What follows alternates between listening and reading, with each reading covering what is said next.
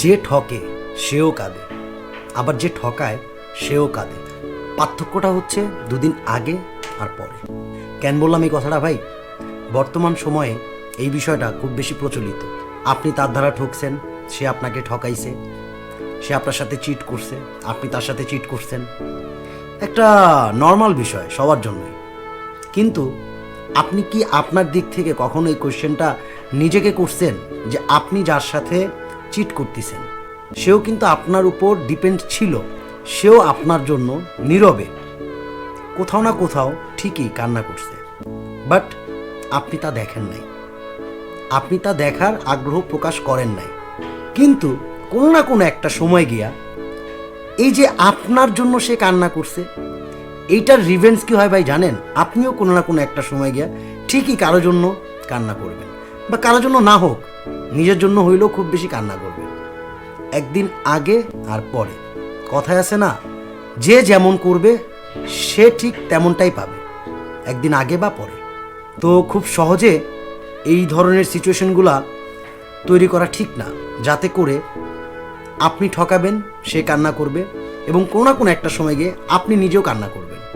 আফসোস, মানুষ এইগুলা বুঝতেই চায় না, বুঝার কোনো ইচ্ছা শক্তি নিজের মধ্যে রাখে না। কেন যে মানুষ এইগুলা করে, কেন যে মানুষ ওই অন্য মানুষকে কাঁদায় খুব বেশি মজা পায়, বাট একটা সময় গিয়ে সেও কান্না করে, এই বিষয়টা কখনো সে উপলব্ধি করতে পারে না, বুঝার চেষ্টা করে না যে কেন এই সিচুয়েশনগুলো এত নর্মালি কেন আমরা ক্রিয়েট করি। নিজের বিবেকে প্রশ্ন করুন যে কেন এই ধরনের সিচুয়েশনগুলো খুব সহজে আপনারা তৈরি করতে পারেন। এটা ভাই খুব খারাপ একটা বিষয়, খুব খারাপ। যেমন কর্ম তেমন ফল। আপনার জন্য সে কান্না করতেছে, একটা সময় গিয়ে আপনিও কান্না করতেছেন, কারোর জন্য না হোক নিজের জন্য, নিজের জন্য না হোক ফ্যামিলির জন্য। একটা রিভেঞ্জ থাকেই ভাই।